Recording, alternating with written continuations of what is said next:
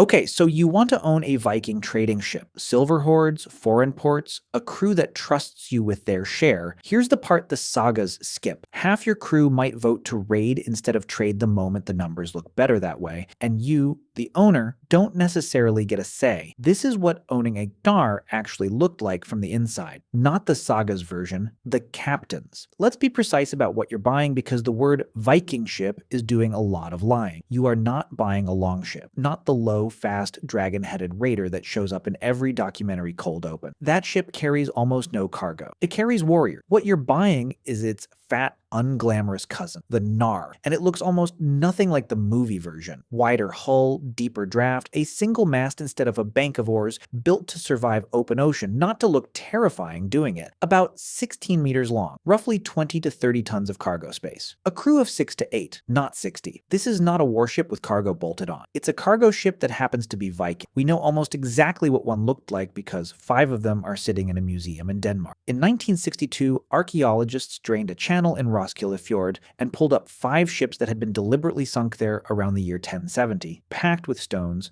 to block the waterway against attack. One of them, the ship now called Skuldelev one, was a big ocean-going trader built in Norway. Someone scuttled a working merchant vessel to defend a harbor, which tells you something before we even get to the number. Ships like this were valuable enough to sacrifice for strategy, and common enough that a fleet of 5 different types could be found sunk together in one channel. And you don't sail this ship into open water and hope for the best. You sail it towards specific addresses. Birka, on an island in Lake Mälaren in Sweden, and Hedeby, at the base of the Jutland Peninsula, were not villages that happened to have a dock. They were built, laid out, and in Hedeby's case ringed with a defensive earthwork, specifically to process trade. Excavations at both sites have turned up Arabic durums, Rhineland glass, and Baltic amber, sitting in the same layers of soil, which means the goods moving through them were already international before a single Norse ship ever left harbor. These towns took a cut one way or another, whether through market fees, forced lodging arrangements, or simply the fact that this was the only place for hundreds of miles with buyers who had silver to spend. You weren't choosing where to sell. The map was choosing for you. Before we go further, we need a ruler, because every number in this episode is about to run through it. Vikings didn't have a coined economy the way Rome's did. They ran on weighed silver. Silver by the ounce, cut into pieces, tested by nicking it with a blade to check it wasn't lead underneath. The Norse called this an ærir, an ounce, and Icelandic law codes from the period, the gragas, actually priced things in it. A milk cow, according to those laws, was worth about 2 to 3 ounces of silver. That's our ruler. We're going to measure this ship the way the Norse themselves measured a farm, in cows. Now, the ship itself, no invoice survives for what a gnar cost to build, and any channel that gives you a clean number is guessing. What we do know is the labor behind it. Oak, hand split with axes and wedges along the grain,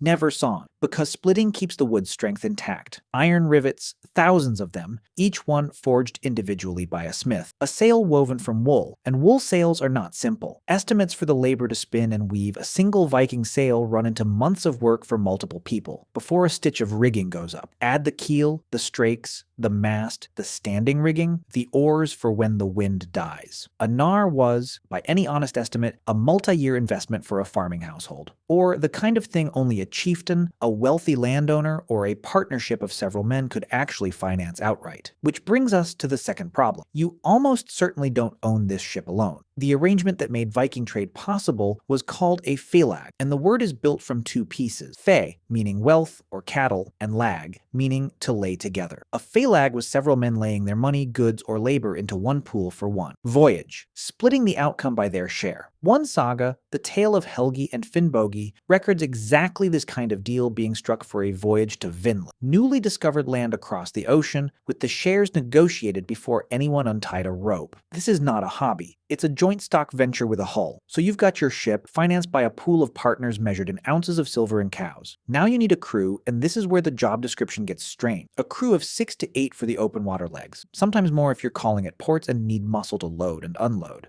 Every man on board is also, in some sense, a shareholder. Voyages could run for an entire trading season, sometimes longer if you overwinter at a foreign port waiting for markets or weather to turn favorable. And here's the detail that separates this business from every other one in history. Your crew is armed, not for show, because the same ship, the same men, and the same silver could just as easily be doing something else entirely. That something else is raiding, and the uncomfortable truth is that trading and raiding were not 2 different professions in this period. They were two settings on the same ship. A crew would sail out intending to trade at a market town, and if that town looked defended and profitable to attack instead, or if a weaker target appeared along the coast, the decision to switch could be made on the spot, sometimes by a vote among the free men aboard. You, the ship's owner, might have your capital voted into a raid you never planned for. Good for the payout if it works. Catastrophic for your trading relationships in that region if it doesn't, and utterly disastrous if it goes wrong and your ship, your crew, and your phalag silver end up on the bottom of a foreign harbor. Let's assume, for now, that your voyage stays a voyage.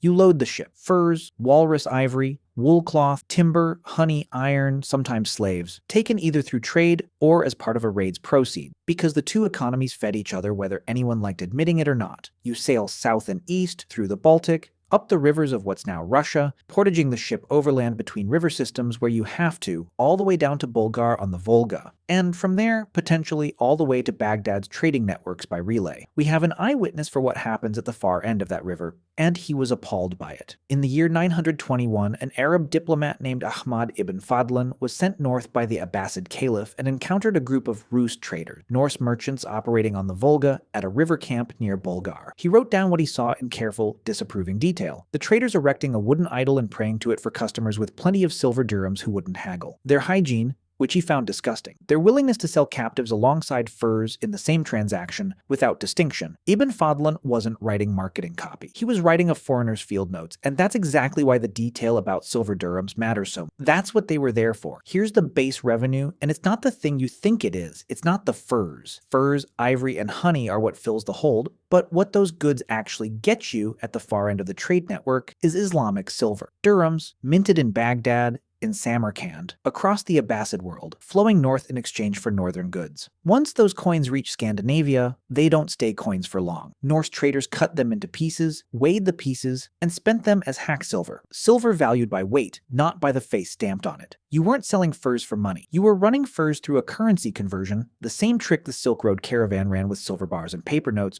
just going the opposite direction, ending in metal instead of paper. And the sheer scale of that silver flowing north is not a guess. In 1999, a farmer on the island of Gotland was filming a news segment about illegal treasure hunting when his own plow turned up something real. The Spillings hoard, over 67 kilograms of silver, more than 14,000 coins, most of them Islamic dirham, buried under the floorboards of an outhouse sometime after the year 870. 67 kilograms of silver, hidden by one household, on one island, and never recovered by whoever buried it. That's not the ship's cargo. That's one family's savings account, and it tells you what kind of money was genuinely moving through this trade at its peak. But the fur for silver run is the obvious income, and the obvious income is never the whole story. Watch what else a single voyage generates. Your ship is one of the only reliable links between Scandinavia and the eastern markets, which means other people's goods travel in your hold too for a cut of their value on arrival. Passengers who aren't crew, minor traders without a ship of their own, kinsmen headed to join a settlement, pay their way aboard the same way a merchant's cloth pays rent in an innkeeper's storeroom. Silver that comes home doesn't sit idle either. A successful voyage's owner is exactly the kind of man other households want to borrow from before the next season, at terms he sets. And then there's land. Successful traders used their silver to buy into new territory, Iceland first, then Greenland, then, briefly, the coast the sagas call Vinland. And a claim staked early in unclaimed land was worth more than any single hold of furs, because it kept paying out in cattle and pasture long after the ship that funded it had rotted on a beach somewhere. The furs got you to the market. The land is what actually made a family rich across generations, so the ledger so far looks extraordinary. But every stream sits on top of the same starving risk that ruined the bathhouse owner's furnace and the caravan merchant's road. Here's what breaks it. First threat, the sea itself. A Nar crossing open ocean has no backup plan. No harbor to duck into, no relay station, nothing but the hull between your Felag's entire investment